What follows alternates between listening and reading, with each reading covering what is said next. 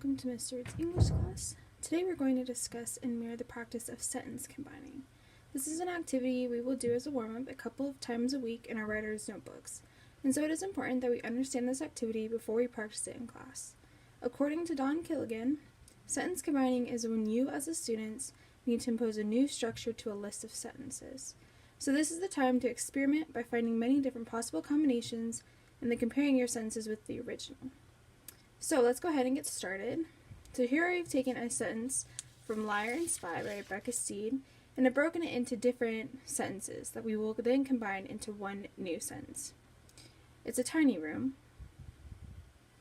It's almost a closet. The room has walls that are dingy. The room has a floor that is concrete. The room has one light bulb. Light bulb dangles from the ceiling. Light bulb dangles in a way that is slightly creepy. So when I start combining sentences, I like to look to see if there are anything in common with the sentences. Like repetition of word phrases. We've got room quite a few times here in the middle. We've got light bulb quite a few times. Mentions it dangles a couple of times. So those are words that I'm going to I'm going to combine some of these sentences in smaller chunks, and that will help me to kind of see the pattern there. And I look for maybe adjectives, descriptive words, or words that kind of naturally go together, like maybe dingy and walls, or concrete and floor. Any of those I kind of will try to keep together in my final combination. So let's go ahead and look at what I do when I combine the sentences into slightly smaller chunks. And these chunks are based off of theme. So in this first one, I broke up the sentences based on how they're establishing there's this tiny room. The next grouping is about the actual description of the room. Then this third grouping is about the light bulb.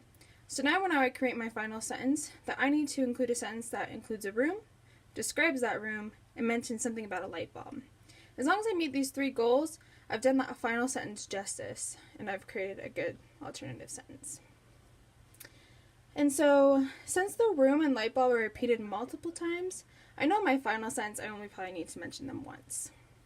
So I'm going to go ahead and I'm going to combine these one final time before my last big sentence, just so I can kind of get an idea of what I have. So here's my combined ones here.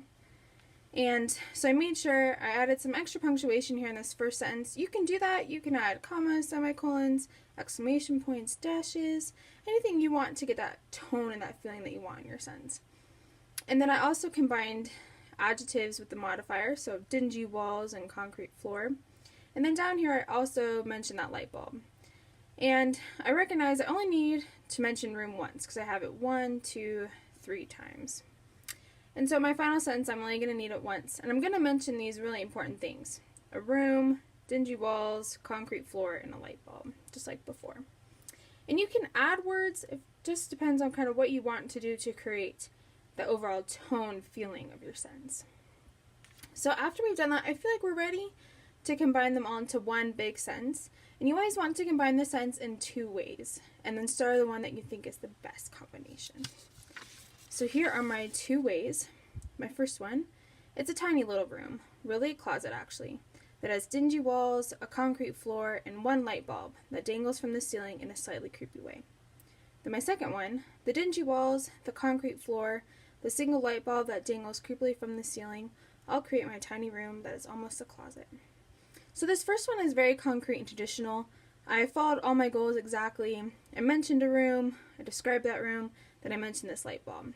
My second one is a little bit more creative. I described this room and a light bulb, but then didn't mention until the end that it actually was a room.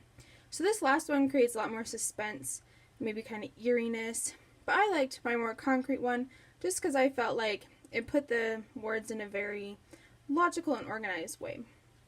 And so in class, I would ask you to share your favorite sentence either in a small group or to the whole class, and you will need to say why you like the sentence combination, just like I did, kind of what you liked about it, what you didn't, and why you chose this reason.